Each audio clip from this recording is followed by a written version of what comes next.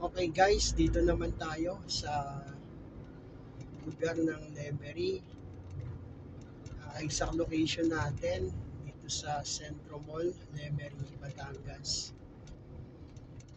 Tayo ay maglalakbay papunta ng Barangay Salong. Sakop na yun ng Kalaka, Batangas.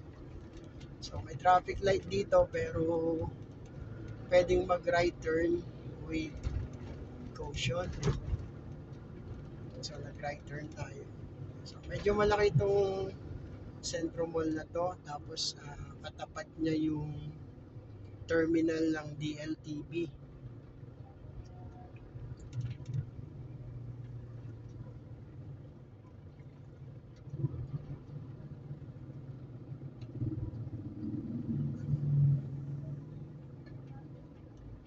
So naka-signage dito, papuntang Calatagan na Cebu diretso, tapos papuntang right ay Agoncillo. So yung kalsada dito na papuntang kanan, yung malaking street dito, papunta yan ng Agoncillo, Batangas. So yung Agoncillo ay uh, halos malapit yun sa lake ng Taal, sa Taal Lake, dun sa may malapit sa Bulacan. So katabi ng Agoncillo ang Laurel, Talisay, yan, mga magkakatabing bayan yan dyan sa may Taal Lake. So itong street na to, yan sa right side, yan yung papunta ng Agoncillo. Maganda rin yung daan dyan ngayon. Halos ang mga kalsada ngayon ay pinapaganda na yung mga daan. So maraming fruit stand dito. Ayan, marami ng mga pakwan, may mix na mga fruits.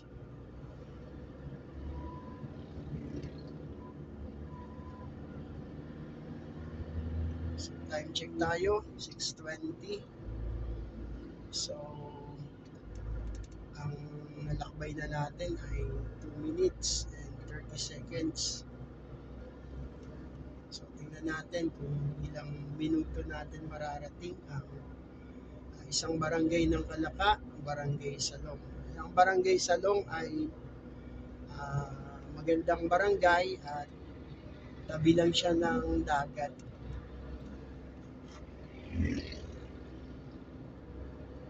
Tuwing umaga may mga isdang huli doon sa gilid dagat. Marami yung mga namimili doon.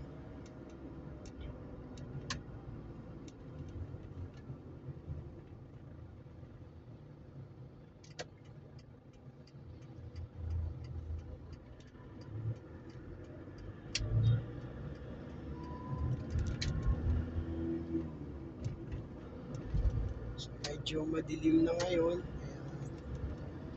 Pag ganitong mga panahon na nagdadrive tayo na madilim na ay doble ingat.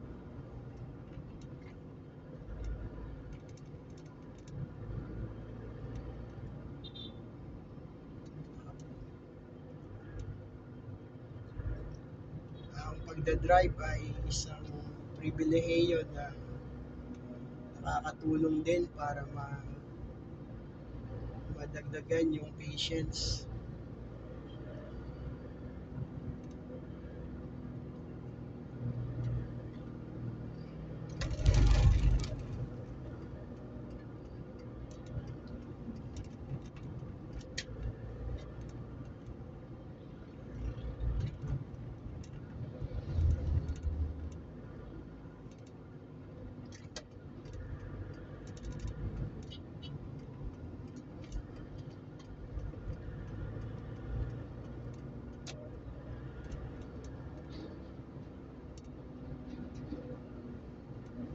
So medyo marami ng mga naglalakbay.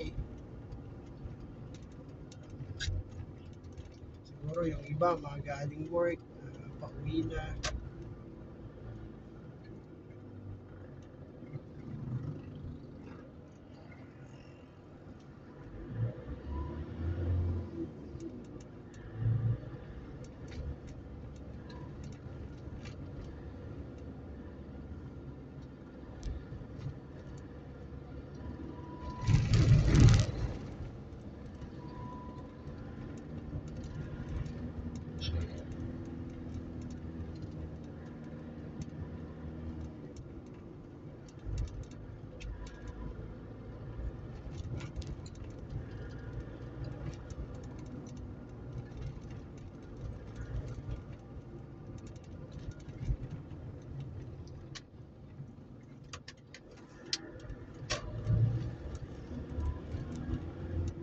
So, ganun minsan yung medyo ah, mahirap. Yung biglang sabay silang mag-stop na nasa unahan mo na yung isa magte-turn left, tapos yung isa mag-stop sa kanan.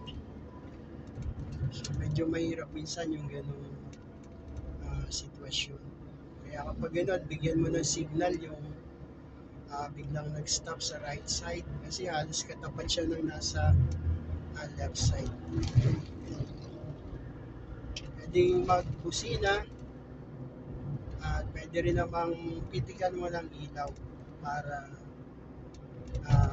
maging aware yung sinusundan mo sa driver ng sasakyan.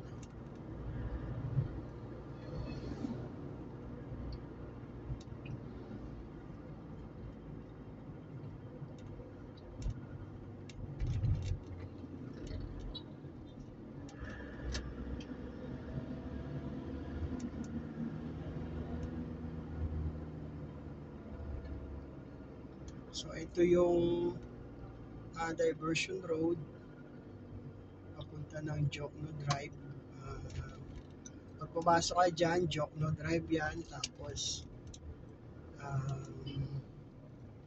may daan na papuntang Tagaytay dyan. Meron ding daan papunta ng bayan ng Laurel. So maraming mga pwedeng gawing option na dadaanan kung may mga lugar kang pupuntahan dito sa malapit sa ating nilalakbay ngayon.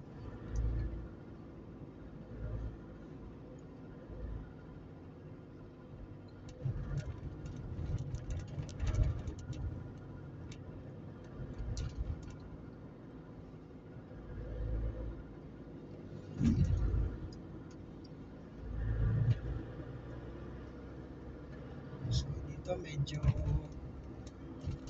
madaan lang na yung sasakyan.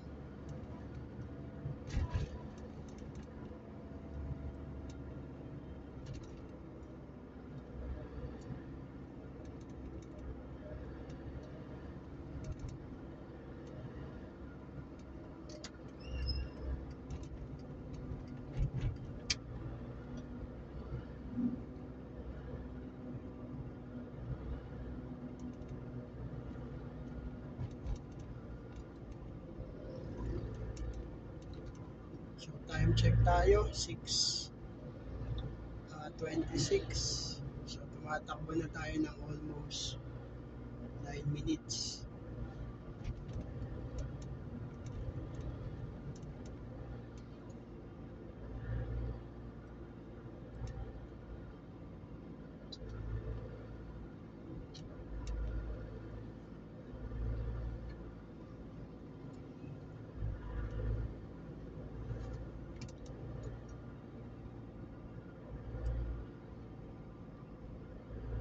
So yung bandang unahan natin, ang gaganda ng ulap po. Nakapal ng ulap.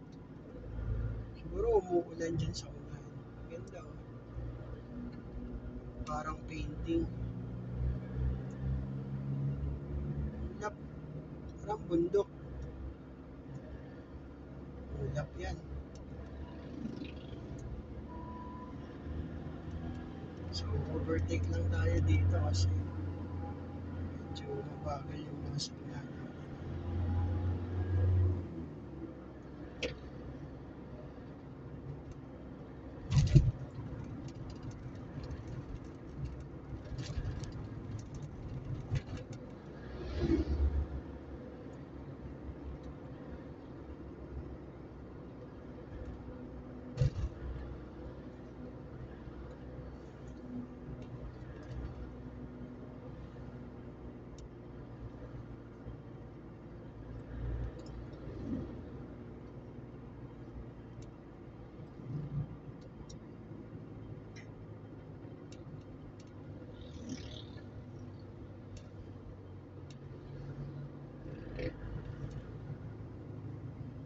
So dito sa Kalaka, meron ng pier dito. At itong Kalaka ay naging city na to. Maganda tong lugar ng Kalaka.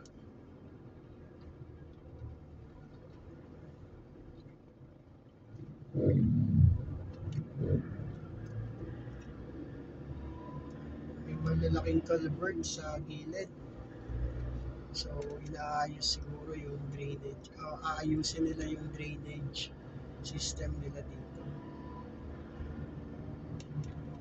Shout out sa ating mga patuloy na sumusubaybay, sumusuporta sa ating channel. Shout out kay Kasin Jun Bio sa Bio family, sa Gulyoso Cousins, sa Fulgencio Gulyoso Clan, sa Pamilyang Dikit. Shout out kay Sir Lagalag.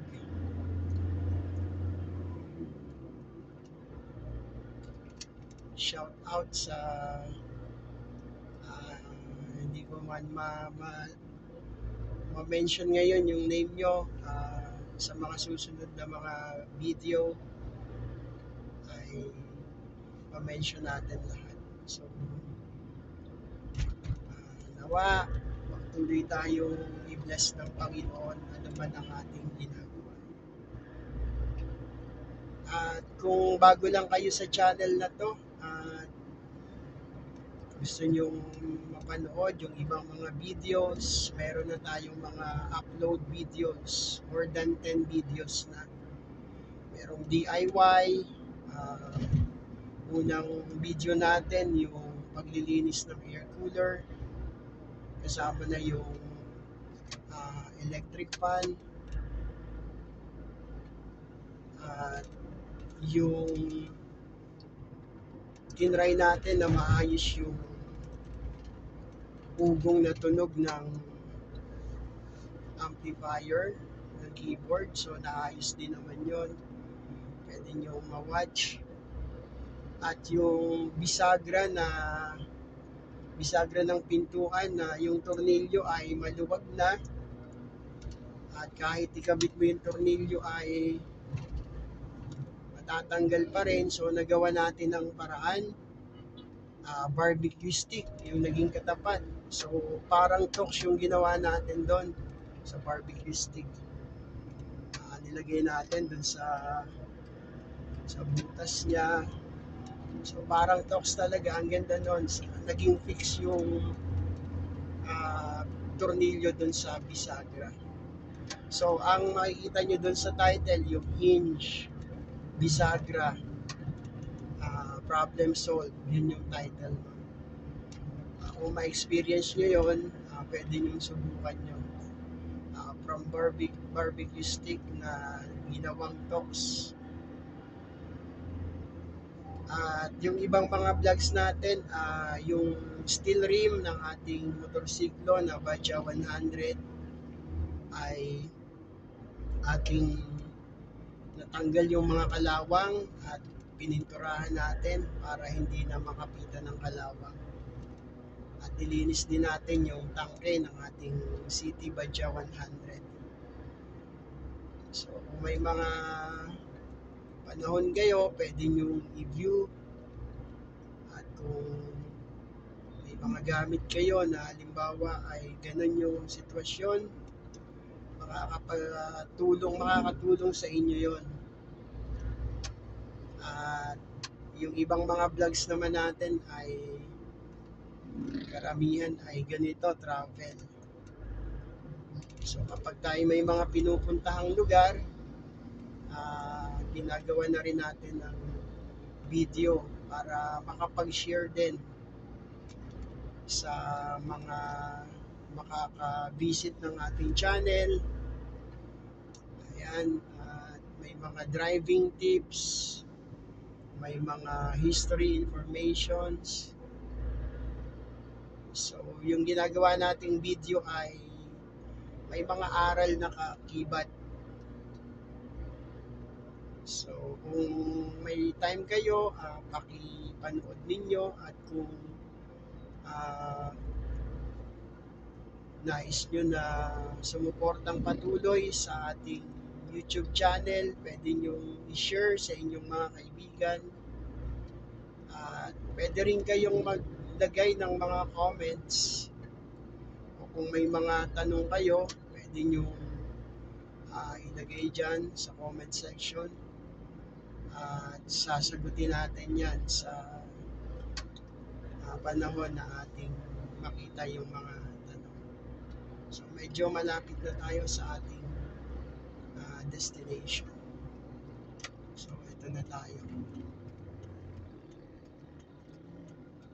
So meron ditong arko at